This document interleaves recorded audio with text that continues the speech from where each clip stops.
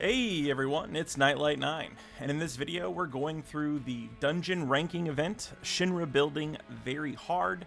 Here you can see what my total score was. This was like, I want to say the 1.4 million was probably about my 6th or 7th time clearing it. Just kept thinking I could do a little bit better, and I wanted to show you guys, my best run possible.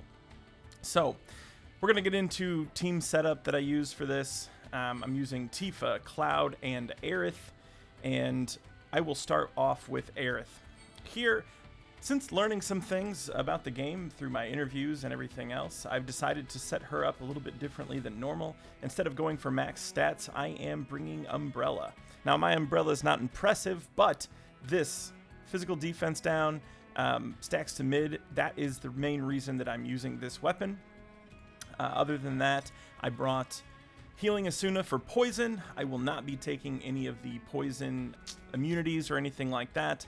I'm going for max score here, so I'll just have to cure poison the old-fashioned way. Other than that, because I know we're going to fight the special Iron Giant boss at the end, D-Brave is going to come in handy. Physical attack decrease, it's nothing fancy, but it will do the job. And last, you're going to need two different types of Ruin Res. You're going to need Triangle primarily, but then there is, I think, one battle that you're going to need X, and Aerith seems like just kind of the perfect person for that. Plus, I had one that had a good heal stat on it, so that's what I stuck on her. Sub-equipment. This weapon here is just for healing, this is just for healing, and this is for HP. So that's how we got her up to these stats here: 1900 heal, 6700 HP. Other than that, I'm not really too worried about most of her stuff. Coming over to Cloud, he is our main damage dealer. And although I do have Maritime Sword, it's not really high, and so a lot of the buffs that you're going to be offered here are going to make you choose between physical attack or water damage. And because physical attack is more versatile than water, because not every one of the enemies is weak to water, including the final boss, he resists all elements, I opted to go with not really using a water build, just using physical attack build. So, obviously, the Zidane's sword is good because it gives double triangle sigil, and that's obviously important.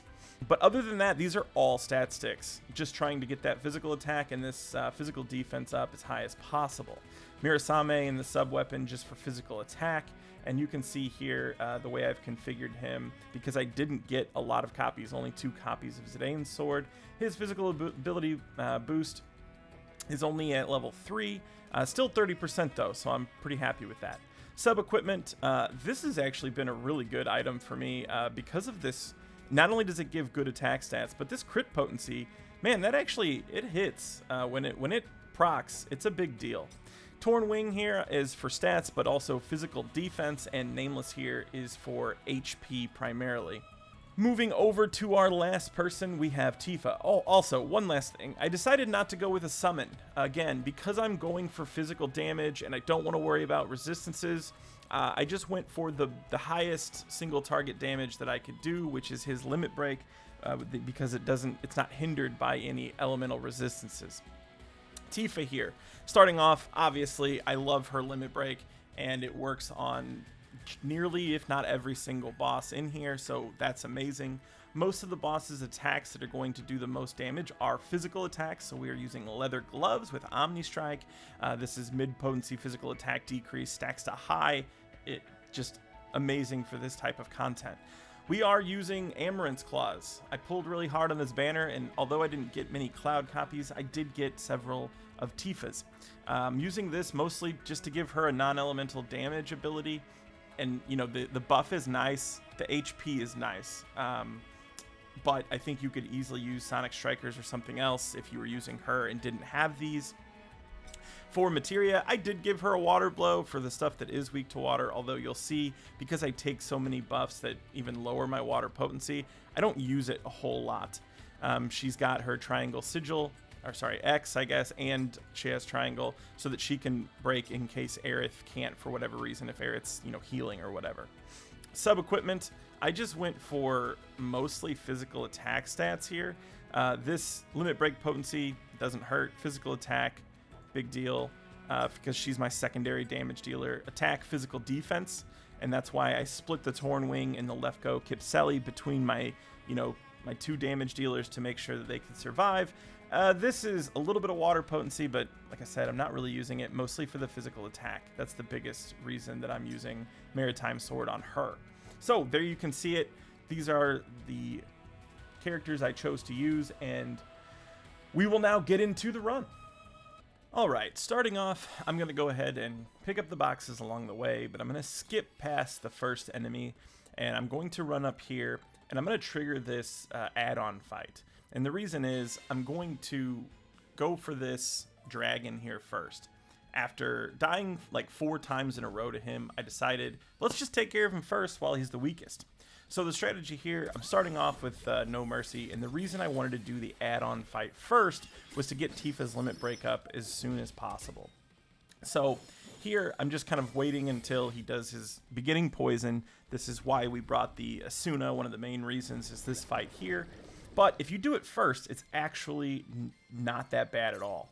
I don't know why, but I was lagging there. For some reason, couldn't switch stances. But now we're here, and it's time to just lay on as much damage as we can. So Somersault, good for that. And then I'm just trying to do as much damage as I possibly can. One of the things I also did was I Omni-Striked him right after the poison. And the reason is he does that stomp. So he does this big AoE poison attack. The next attack that he does is a stomp attack.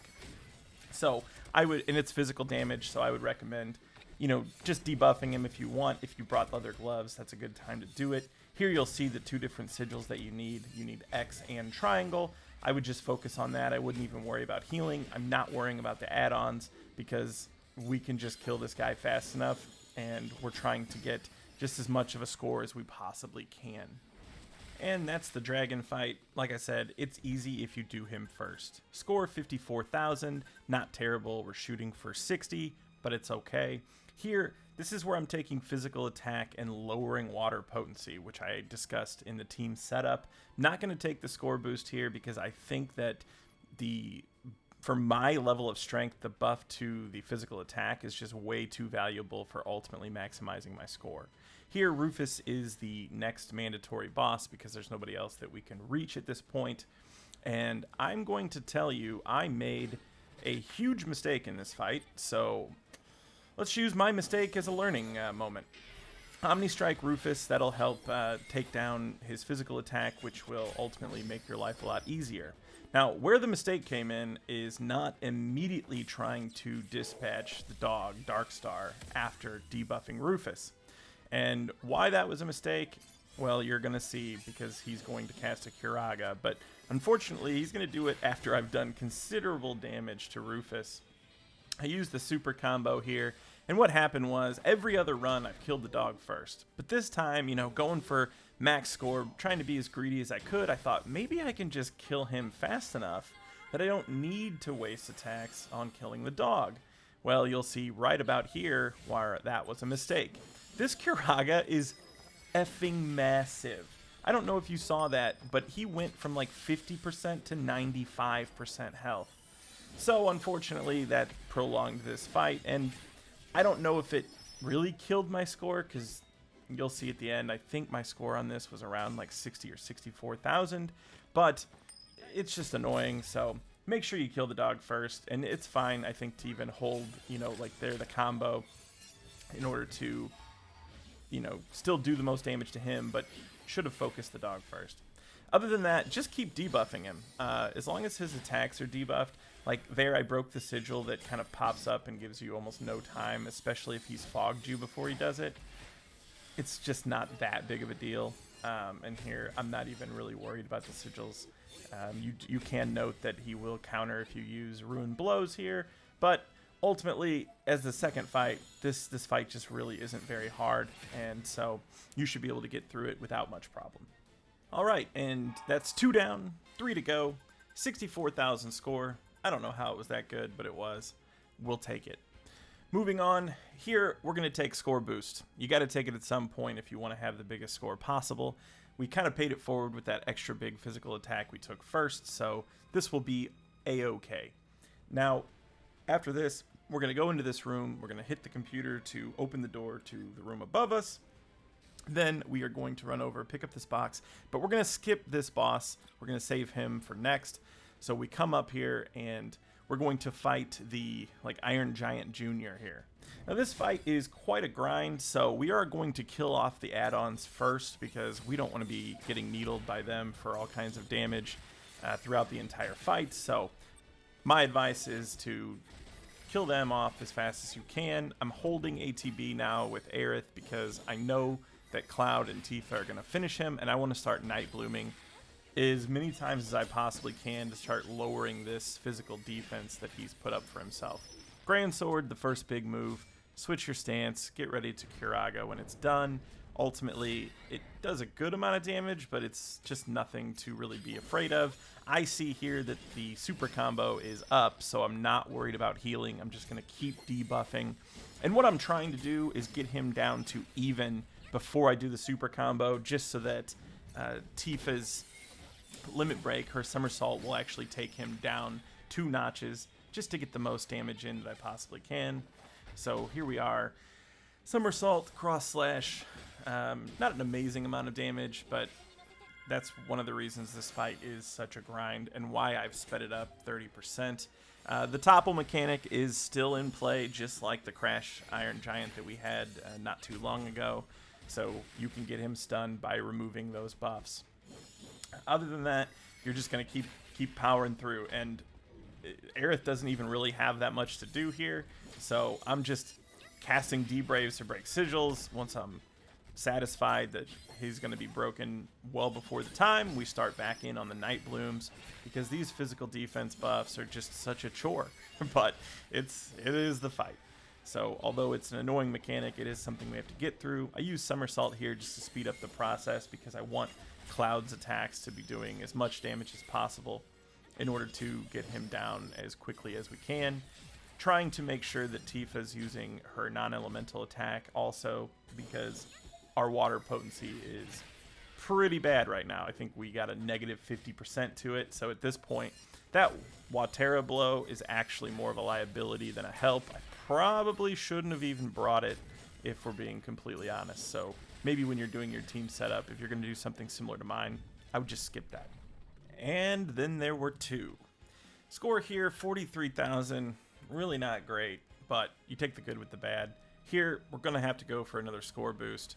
The other 2 buffs are, I think, pretty good, but again, I'm going for the maximum score that I can. I'm going to use a special supplement here on Aerith because I noticed that her health is really low. In previous runs, I actually healed everybody before this fight. And I can tell you I was still able to get an S+, so if you need to, don't be afraid to use those items. Here, again, we're going to do what we've done in the last fight, which is take out the add-ons first. Because this is the 4th boss that we're killing, his power, has grown quite a bit. So you might as well take out the extra guys, because you don't want to get, like I said, needled over and over again during a longer fight. Here, these missiles, they do start to add up because he casts them so frequently. So just kind of be aware of that. Otherwise, it's the same thing that you're doing in every other fight. You're going to use Night Bloom a whole bunch of times. You're going to break sigils. You're going to use the Somersault.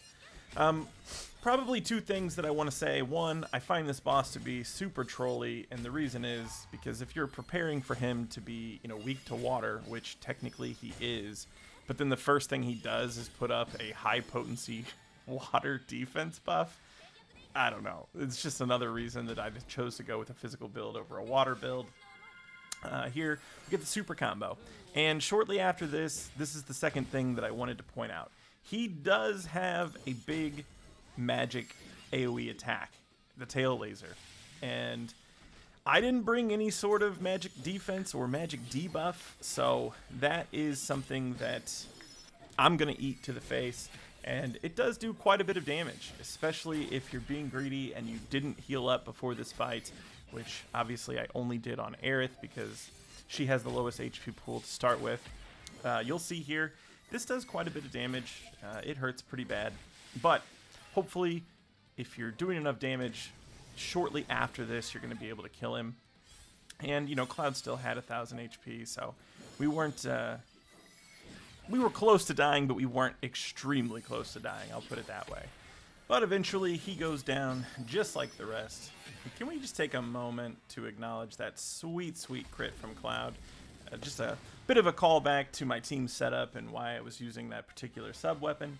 Because when it hits, I mean, it's like 40% extra damage. Feels nice. 45,900, kind of garbo score, but it's okay because we have set this up to get the best score possible for the final boss. The scores, if you watched my last video on the Shinra Very Hard, the final boss is worth the most points, so it's the most important one.